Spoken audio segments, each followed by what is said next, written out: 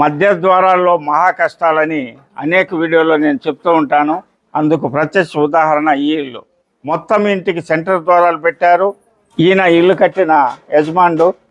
ఈయన తరమంతా బాగా నడిచింది.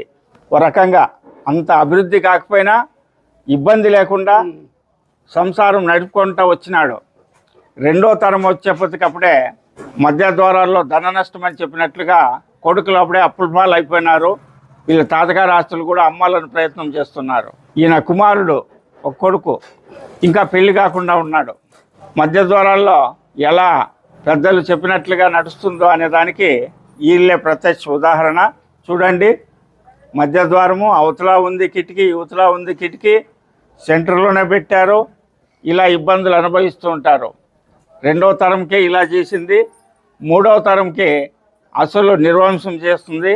కాబట్టి మధ్య ద్వారాలు దయచేసి పెట్టవద్దండి. తాత్కాలికంగా బాగుంటుందే కానీ పోను మధ్య ద్వారాల వాళ్ళు అనేక మంది ఇబ్బంది పడటం, అనేక మంది వంశనాశనం అవడం, అనేక మంది ధన నష్టం అవడం నేను గమనించాను. కాబట్టే 48 సంవత్సరాలుగా మధ్య ద్వారాలు వద్దనే చెప్తున్నాను. హరి ఓం తత్సత్.